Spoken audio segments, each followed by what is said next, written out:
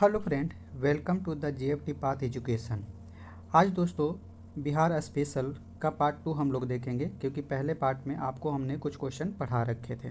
ठीक है दोस्तों, जैसा कि आप लोग जानते हैं कि इस बार 72वीं बीपीएससी से आपके 5 ऑप्शन पे क्वेश्चन आने वाले हैं। अगर दोस्तों आपको ए, बी और सी और डी में से कोई भी ऑप्शन नहीं मिलते हैं, तब आपको जा कर के 5वां ऑप्शन पे टिक करना है। ठीक है दोस्तों, तो आज की क्वेश्चन का हम लोग शुरुआत करते हैं। आज का हमारा पहला क्वेश्चन है, चंपारण आंदोलन के मुख्य रूप से किसके खिलाफ था। ठीक है दोस्तों, किसके खिलाफ आपसे पूछा गया है। ऑप्शन ए है आपका नगद नगद फसल नील, बी है आपका भू राजस्व, सी है आपका ब्रिटिश कर, डी है आपका जमींदार और ई है आपका प्रयास नहीं किया गया। तो इस क्वेश्चन का सही जवाब देंगे दोस्तों। तो इस क्वेश्चन का जो सही जवाब है वो है आपका ऑप्शन ए, इसका सही जवाब है। ठीक है दोस्तों, और ये कब हुआ था आंदोलन दोस्तों, तो ये हुआ था आपको 1917 में। और इसके जो मुख्य नेतृत्वकर्ता थे वो कौन थे, तो वो थे गांधी जी। और गांधी जी किसके कहने पे चंपारण गए थे, तो वो थे राजकुमार शुक्ल। ठीक है दोस्तों, अगले क्वेश्चन पे चलते हैं। आज का हमारा अगला क्वेश्चन है, बिहार में किस वर्ष पहली बार राष्ट्रपति शासन लागू किया गया था। ध्यान देंगे दोस्तों, राष्ट्रपति शासन पहली बार कब किया गया था, कहाँ पे, बिहार में। ऑप्शन ए है दोस्तों 1968, बी है आपका 1969, सी है आपका 1970, डी है 1972 और ई है प्रयास नहीं किया गया। तो इस क्वेश्चन का जो सही जवाब है दोस्तों वो है ऑप्शन ए। ठीक है दोस्तों, अब बात कर लेते हैं कि राष्ट्रपति शासन कौन से आर्टिकल में है। तो ये आपका आर्टिकल है दोस्तों कितना, 356। ठीक है दोस्तों, और आपातकाल दोस्तों टोटल 3 होते हैं और 3 आर्टिकल भी हैं इसके लिए जो लगाए जाते हैं अलग अलग समय में। पहला होता है राष्ट्रीय आपात, तो इसका जो आर्टिकल है वो है आपका 352। एक और आर्टिकल है दोस्तों जिसे बोलते हैं हम वित्तीय आपात, तो ये लगता है किससे के तहत, तो ये लगता है 360 के तहत। ठीक है दोस्तों, अगले क्वेश्चन पे चलते हैं।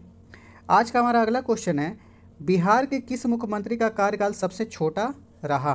ठीक है दोस्तों, बिहार के किस मुख्यमंत्री का कार्य सबसे छोटा रहा था। ऑप्शन ए है आपका सतीश प्रसाद सी, बी है आपका भोला पासवान शास्त्री, सी है आपका दरोगा प्रसाद राय और डी है आपका कर्पूरी ठाकुर और ई है प्रयास नहीं किया गया। तो इस क्वेश्चन का सही जवाब देंगे दोस्तों। तो इस क्वेश्चन का जो सही जवाब है वो है आपका ऑप्शन ए। और दोस्तों मैं आपको बताता चलूँ कि ये मात्र कितने दिन के लिए थे, तो ये 4 दिन के लिए ही बस केवल सीएम बने हुए थे। तो इस बात का आप ध्यान रख लेंगे। और भोला पासवान शास्त्री के समय में ही दोस्तों क्या हुआ था कि पहली राष्ट्रपति शासन बिहार में लगी थी। ठीक है दोस्तों, आगे बढ़ते हैं। आज का हमारा अगला क्वेश्चन है, चंपारण कृषि जांच समिति के अध्यक्ष कौन थे। ठीक है दोस्तों, चंपारण कृषि जांच समिति के अध्यक्ष कौन थे। ऑप्शन ए है आपका एफजी सलाई, बी है आपका डीजे रीड, सी है महात्मा गांधी, डी है जी रेनी और ई है आपका प्रयास नहीं किया गया। तो इस क्वेश्चन का जो सही जवाब है वो है आपका ऑप्शन ए। ठीक है दोस्तों, अब दोस्तों इसमें ये मेंबर भी थे और ये भी मेंबर थे, तो इसमें टोटल मेंबर की संख्या दोस्तों कितनी थी, 6 थी। और ये जो जांच समिति बैठाई गई थी, तो ये बैठी कहाँ थी, तो ये बैठी थी आपकी कहाँ पे, रांची में। ठीक है दोस्तों, और इस बैठक के बाद क्या हुआ था कि 25% टैक्स किसानों को वापस कर दी गई थी। ठीक है दोस्तों, अगले क्वेश्चन पे चलते हैं। आज का हमारा अगला क्वेश्चन है, मगध के किस राजा ने उग्रसेन भयानक सेना का स्वामी की उपाधि धारण की थी। ठीक है दोस्तों, उग्रसेन के नाम से कौन व्यक्ति चर्चित था। ऑप्शन ए है आपका महापद्मनंद, बी है घनानंद, सी है आपका अजातशत्रु, डी है चंद्रगुप्त मौर्य और ई है प्रयास नहीं किया गया। तो इस क्वेश्चन का जो सही जवाब है दोस्तों वो है आपका ऑप्शन ए। ठीक है दोस्तों, और ये नंद वंश के शासक थे, ये भी आप ध्यान रख लेंगे। और नंद वंश का जो अंतिम शासक था वो कौन था, तो वो था आपका कौन, घनानंद। और इन्हीं की मृत्यु के बाद क्या हुआ था कि मौर्य वंश की स्थापना हो गई थी, मौर्य वंश की स्थापना हुई थी। और इसकी संस्थापक कौन थे, तो वो कौन थे, चंद्रगुप्त मौर्य। तो ये ध्यान रख लेंगे। और अजातशत्रु किस वंश से थे, तो ये थे हर्यक वंश से। ठीक है दोस्तों, अगले क्वेश्चन पे चलते हैं। आज का हमारा अगला क्वेश्चन है, कौटिल्य चाणक्य किसका प्रधानमंत्री था। ठीक है दोस्तों, किसका प्रधानमंत्री था, मतलब किसके शासनकाल में प्रधानमंत्री पहली बार बने थे। ऑप्शन ए है आपका चंद्रगुप्त मौर्य, बी है चंद्रगुप्त द्वितीय, सी अशोक, डी बिंबिसार और ई है प्रयास नहीं किया गया। तो इस क्वेश्चन का भी सही जवाब दोस्तों ऑप्शन ए सही है, क्योंकि चंद्रगुप्त मौर्य ने ही मौर्य वंश की स्थापना किया था और उनके समय में प्रधानमंत्री कौन था? कौटिल्य, जो कि चाणक्य के नाम से भी जाने जाते हैं। और इनको एक और नाम से दोस्तों जाना जाता है, जो है इनका नाम विष्णुगुप्त। ठीक है दोस्तों, अगले क्वेश्चन पे चलते हैं।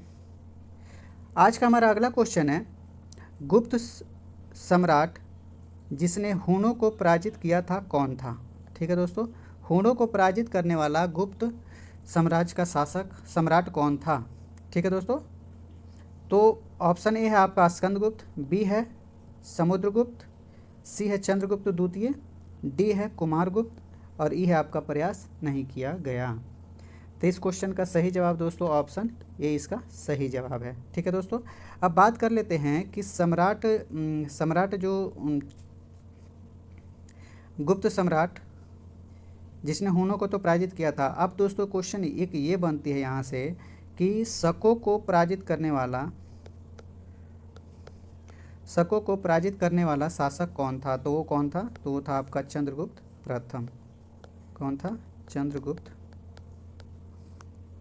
फर्स्ट था, जिसने क्या किया था कि शकों को पराजित किया था। और कुमारगुप्त ने क्या किया था कि नालंदा विश्वविद्यालय की स्थापना की थी। अगले क्वेश्चन पे चलते हैं दोस्तों। कलिंग नरेश खारवेल का संबंध बिहार के किस क्षेत्र से माना जाता है?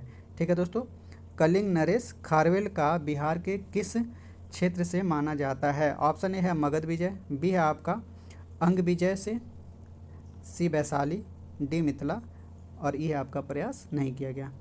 तो इसका जो सही जवाब है दोस्तों ऑप्शन ए इसका सही जवाब है।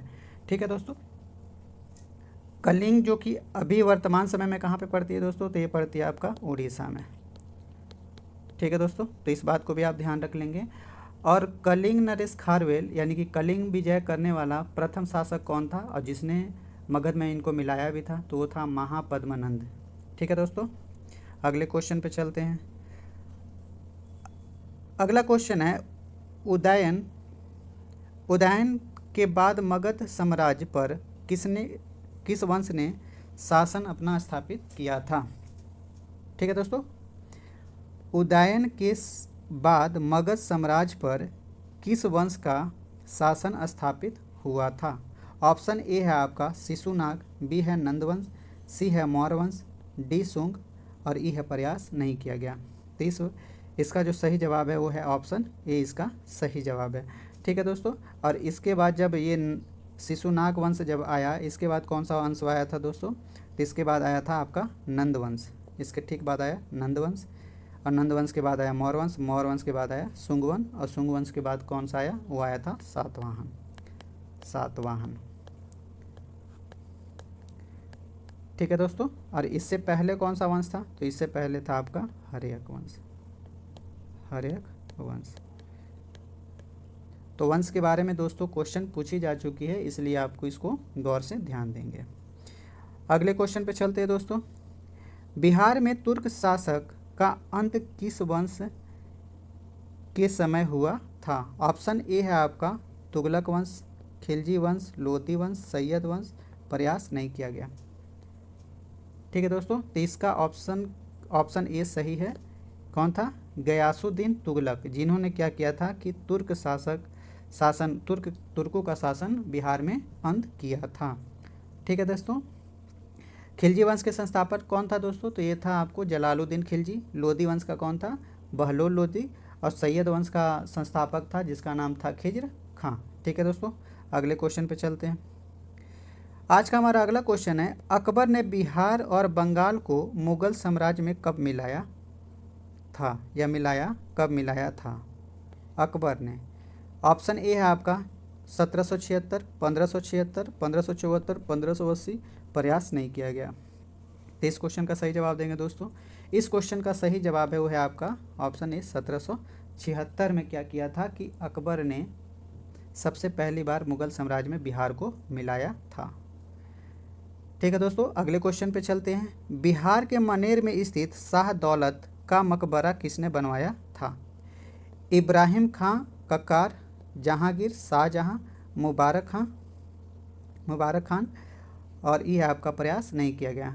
तो इसका सही जवाब है दोस्तों ऑप्शन ए। ठीक है दोस्तों, तो इस क्वेश्चन को आप ध्यान देंगे क्योंकि ये एक नया क्वेश्चन है और ये क्वेश्चन कभी बनी नहीं है, लेकिन उम्मीदता है कि ये क्वेश्चन बन सकती है। अगले क्वेश्चन पे चलते हैं। ईस्ट इंडिया कंपनी ने किस वर्ष पटना में अपना कारखाना स्थापित किया? ऑप्शन ए है 1632, 1602, 1651, 1774। तो इस क्वेश्चन का सही जवाब देंगे दोस्तों। तो इस क्वेश्चन का जो सही जवाब है वो है ऑप्शन ए। ठीक है दोस्तों। अब डच के बाद अंग्रेजों ने कब कंपनी अपनी स्थापित की थी? तो अंग्रेजों ने कब किया था? तो ये किया था आपको 1651 में। ठीक है दोस्तों। और एक और व्यक्ति थे डेनिस, इन्होंने कब किया था? तो इन्होंने किया था आपको 1774 में। ठीक है दोस्तों। तो ये सारे क्वेश्चन को आप ध्यान रख लेंगे। और कहाँ पे किया था दोस्तों? तो ये किए थे कहाँ पे? नेपाली कोठी में। नेपाली कोठी में। ठीक है दोस्तों। नेपाली कोठी एक पटना में जगह है, वहीं पे इनकी क्या हुई थी कि पहली फैक्ट्री बनी थी डेनिस का। आगे बढ़ते हैं दोस्तों। अगला क्वेश्चन है, बिहार में ब्रिटिश विरोधी आंदोलन नोनिया विद्रोह का प्रमुख कारण क्या था? ऑप्शन ए है सोरा उत्पादन पर नियंत्रण, नील की खेती, नमक कर, अफीम व्यापार, प्रयास नहीं किया गया। तो इस क्वेश्चन का सही जवाब देंगे दोस्तों। तो इस क्वेश्चन का जो सही जवाब है वो है आपका ऑप्शन ए। ठीक है दोस्तों। अब बताते हैं दोस्तों कि ये नोनिया विद्रोह था क्या। तो नोनिया विद्रोह वो था दोस्त, किसान थे जो सोरा का उत्पादन करते थे और ये सोरा उत्पादन करके अंग्रेज़ों को बेचते थे। लेकिन जब सोरा उत्पादन हो जाता था तो काफ़ी ज़्यादा इनको पैसे देने में वो लोग कोताही करते थे या पैसे भी कम देते थे। और कई बार तो होता था कि अंग्रेज़ों ने इन पर नियंत्रण कर रखा था कि सोरा आप किसी और को नहीं बेचेंगे। तो इसी के कारण क्या हुआ था कि इन्होंने जो नूनिया, जो एक तरह से किसान और व्यापारी भी थे, ये व्यापार भी करते थे, तो इन्होंने क्या किया था कि विद्रोह कर दिया था। ठीक है दोस्तों। अगले क्वेश्चन पे चलते हैं।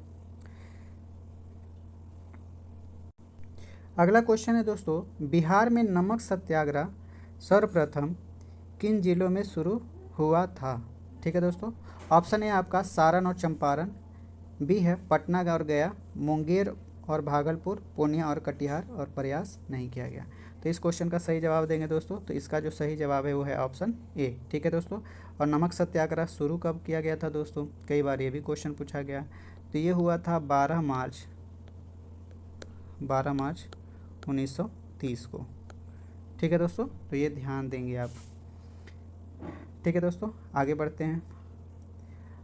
अगला क्वेश्चन है, सविनय अवज्ञा आंदोलन के दौरान बिहार में चौकीदारी कर बंदी आंदोलन कहाँ से प्रारंभ हुआ था? ऑप्शन ए है बेतिया, चंपारण, सारण, खगड़िया, मुंगेर, प्रयास नहीं किया गया।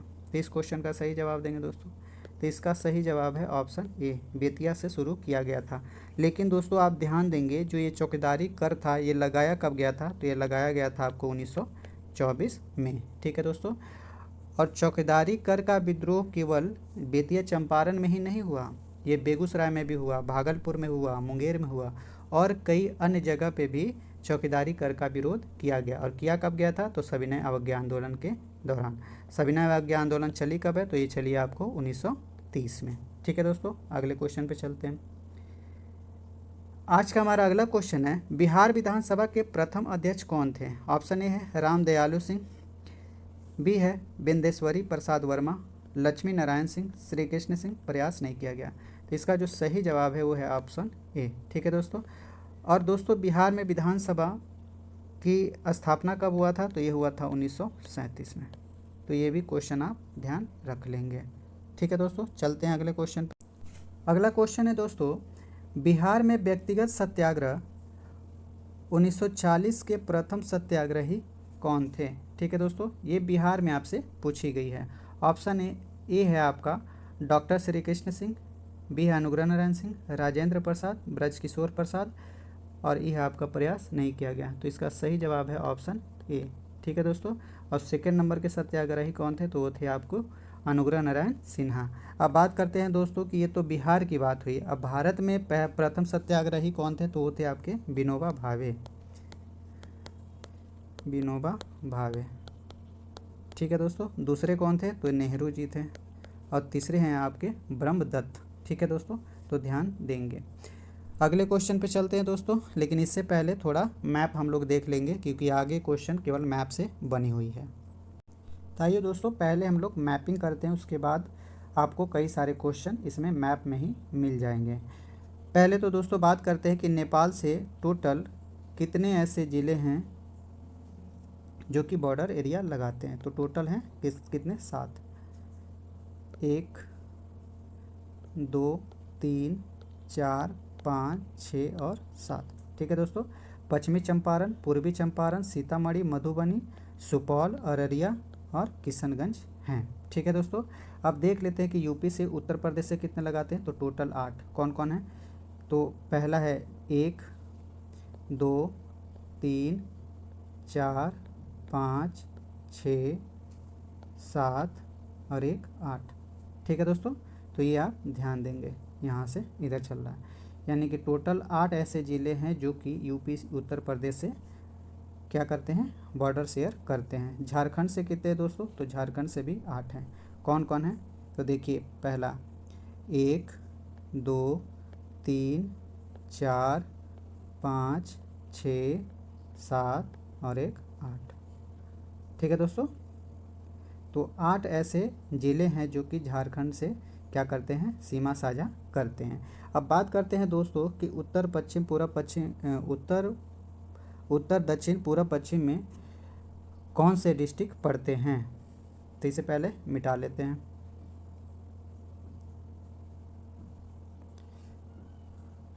तो दोस्तों जो सबसे उत्तर में स्थित है, जो उत्तर में स्थित है नॉर्थ साइड, नॉर्थ में, तो है आपका पश्चिमी चंपारण। ठीक है दोस्तों, और सबसे पूरब में जो ईस्ट में स्थित है वो है आपका कौन, किशनगंज। ठीक है दोस्तों, और सबसे जो साउथ में स्थित है वो है कौन, आपका गया। ठीक है दोस्तों, और आपका जो वेस्ट में स्थित है वो कौन है, कैमूर। ठीक है दोस्तों, तो इन चारों क्वेश्चन को आप ध्यान देंगे क्योंकि कई बार क्वेश्चन यहाँ से बने हुए हैं। अब दोस्तों एक और बात बताते हैं कि सबसे जो छोटा जो ज़िला है, सबसे छोटा ज़िला जो सबसे छोटा है वो कौन है आपका, तो वो है आपका शिवहर। ध्यान देंगे। और सबसे नवीनतम जो ज़िला है वो कौन है, अरवल। तो ये बनाई कब गई है, तो ये बना है आपका 2001 में। और बना किसे था, तो ये जहानाबाद से काट करके बनाया गया था। ठीक है दोस्तों, एक क्वेश्चन और भी दोस्तों बता दूं कि पश्चिम बंगाल से टोटल कितने ज़िले लगते हैं। तो टोटल 3 ज़िले लगते हैं। एक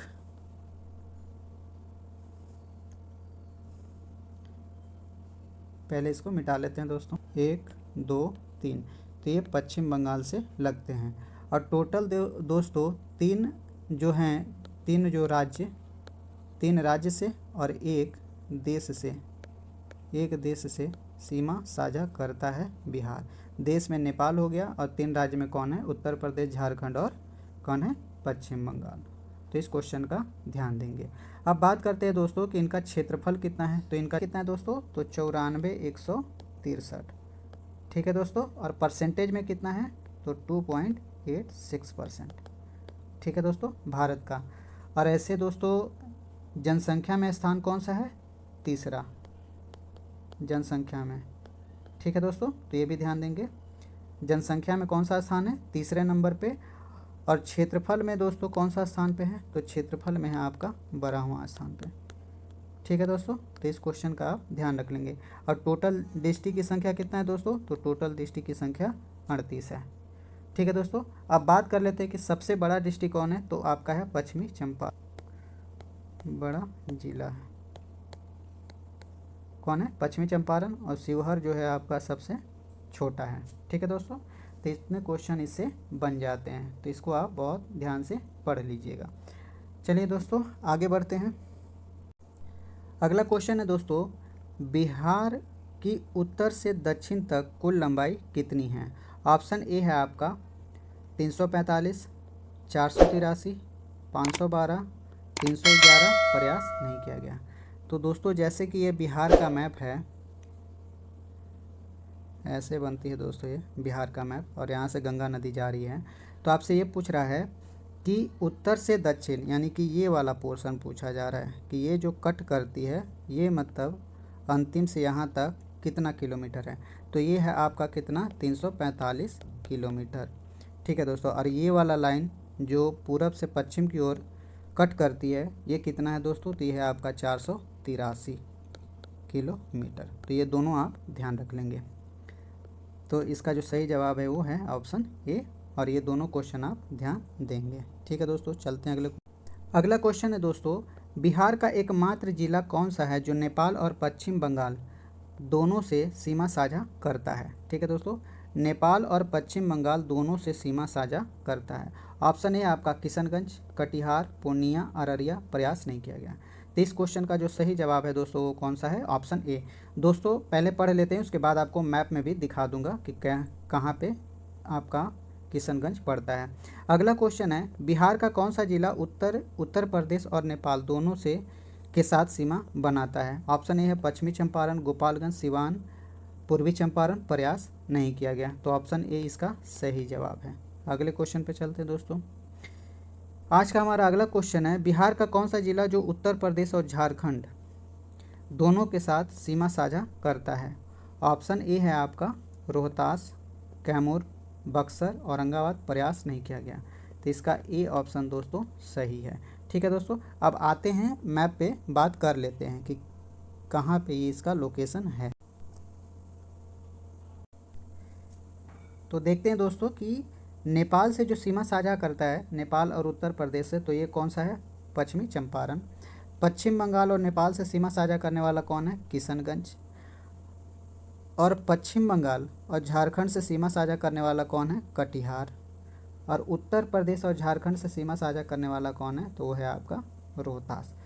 तो इन चारों क्वेश्चनों को दोस्तों आप ध्यान से देख लीजिएगा, क्योंकि कई बार क्वेश्चन यहाँ से पूछा जा चुका है, या कौन सा जिला किस देश या राज्य से लगा हुआ है, ये भी क्वेश्चन कई बार बनाई जा चुकी है। ठीक है दोस्तों, तो आगे बढ़ते हैं दोस्तों अगले क्वेश्चन। अगला क्वेश्चन है दोस्तों, बिहार की औसत ऊंचाई समुद्र तल से कितनी फीट है। ठीक है दोस्तों, समुद्र तल से पूछी गई है। ऑप्शन ए है आपका 173 फीट या लगभग 53 मीटर, बी 200 फीट, 160 फीट। प्रयास नहीं किया गया, तो इसका जो सही जवाब है वो है आपका ऑप्शन ए। ठीक है दोस्तों, या 173 फीट बोल लीजिए या 53 मीटर बोलिए। अगले क्वेश्चन पे चलते हैं दोस्तों। आज का हमारा अगला क्वेश्चन है, बिहार की जलवायु को किस प्रकार की जलवायु कहा जाता है। ऑप्शन ए है आपका मानसूनी जलवायु, भूमध्यसागरीय जलवायु, शुष्क जलवायु, टुंड्रा जलवायु। प्रयास नहीं किया गया, तो इस क्वेश्चन का सही जवाब है दोस्तों वो है आपका ऑप्शन ए, इसका सही जवाब है। मानसूनी जलवायु पाई जाती है, भूमध्यसागरीय, शुष्क और टुंड्रा जलवायु यहाँ नहीं मिलती है। ठीक है दोस्तों, अब बात करते हैं दोस्तों कि ये जो जलवायु है, तो सबसे अधिक वर्षा और कम वर्षा कहाँ पर होती है। तो सबसे जो कम वर्षा होती है दोस्तों, कम वर्षा कहाँ पर होती है, तो ये है गया में, जो गया या गया जी हो गई है, गया जी में सबसे कम वर्षा होती है। और ठंड दोस्तों सबसे ज़्यादा पड़ती है कहाँ पे, गया जी में। ठीक है, गया जी एक जिला है। और सर्वाधिक वर्षा कहाँ पे होती है दोस्तों, अधिक वर्षा कहाँ पे होती है, तो अधिक वर्षा होती है आपका किशनगंज में, किशनगंज। ठीक है दोस्तों, किशनगंज में सबसे अधिक वर्षा होती है। आगे बढ़ते हैं दोस्तों। अगला क्वेश्चन है दोस्तों, बिहार में सर्वाधिक वर्षा किस मानसून से होती है। ऑप्शन है आपका दक्षिण पश्चिम मानसून, उत्तर पूर्वी मानसून, पश्चिमी विक्षोभ, लौटता हुआ मानसून। प्रयास नहीं किया गया, तो इसका जो सही जवाब है वो है ऑप्शन ए, इसका सही जवाब है। यानी कि सबसे अधिक जो वर्षा होती है वो कहाँ से होती है, तो दक्षिण पश्चिम मानसून से। ठीक है दोस्तों, पछुआ विक्षोभ से भी दोस्तों कुछ हद तक वर्षा होती है, ज़्यादा नहीं, बहुत कुछ हद तक वर्षा होती है। आगे बढ़ते हैं दोस्तों। अगला क्वेश्चन है दोस्तों, बिहार की मुख्य नदी गंगा राज्य में कहाँ प्रवेश करती है। यानी कि बिहार में कहाँ ये प्रवेश करती है। ऑप्शन है आपका चौसा, बक्सर, मनेर, पटना, भागलपुर, हाजीपुर। प्रयास नहीं किया गया, तो इसका सही जवाब है दोस्तों ऑप्शन ए। गंगा कहाँ पे प्रवेश करती है, तो ये चौसा, बक्सर में प्रवेश करती है। तो आइए दोस्तों थोड़ा मैप से नदी को देख लेते हैं। तो देखिए दोस्तों, ये है जो गंगा नदी ऐसे बह रही है। ठीक है दोस्तों, और यहीं पे क्या होता है कि यहाँ जो प्रवेश करती है, तो यहीं पे ये क्या है, चौसा, जो कि बक्सर में पड़ता है। और कटिहार से क्या करती है, बाहर निकल जाती है। अब दोस्तों एक क्वेश्चन और पूछी जाती है यहीं पे कि कितने जिलों से ये होकर बहती है। तो टोटल ज़िले कितने हैं दोस्तों, तो ये 12 जिलों से होकर के निकलती है कौन, गंगा नदी। और गंगा नदी ठीक बीचों बीच में बहती है बिहार के। ठीक है दोस्तों, अब पूछी जाती है कि बिहार में इसकी टोटल लंबाई कितनी है। तो इसकी टोटल लंबाई कितनी है, 445 किलोमीटर। ठीक है दोस्तों, तो इस क्वेश्चन को भी ध्यान देंगे।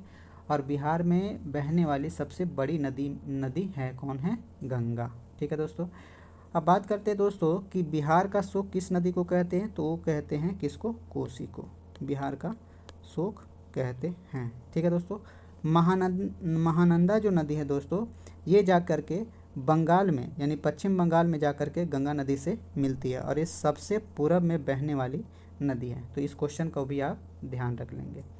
अब दोस्तों कई बार क्वेश्चन आपसे ये पूछी जाती है कि कितनी नदियां हैं जो उत्तर प्रदेश और बिहार के बॉर्डर एरिया में बहती है। तो दोस्तों यहाँ पे 3 नदी है, एक है घाघरा, ठीक है दोस्तों, एक है आपका कर्मनासा दोस्तों यहीं पे बह जाती है, और एक है आपका कौन, गंडक। तो इन 3 नदियां हैं वैसी जो कि उत्तर प्रदेश के सीमा क्षेत्र से बहती हैं। ठीक है दोस्तों, तो इस क्वेश्चन का ध्यान रख लेंगे। अब दोस्तों बात करते हैं कि कौन सा नदी है जो कि दानापुर में जाकर मिलती है।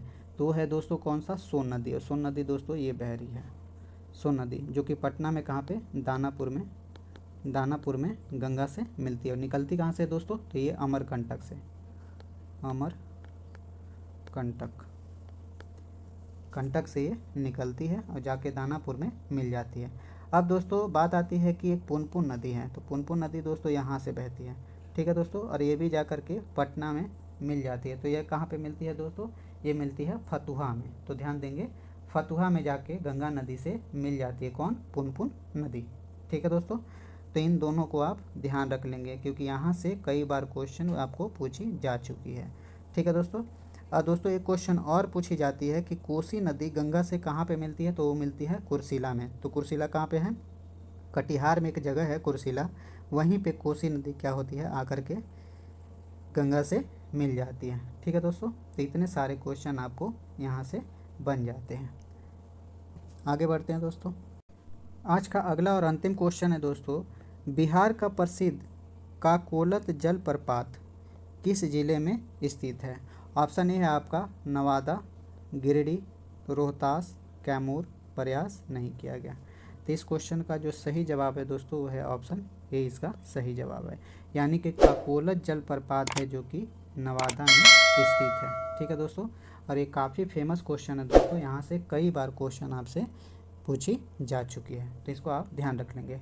तो आशा करता हूँ दोस्तों कि आपको ये वीडियो काफ़ी ज़्यादा पसंद आई होगी। तो दोस्तों इस चैनल को लाइक कीजिए, सब्सक्राइब कीजिए और अपने दोस्तों में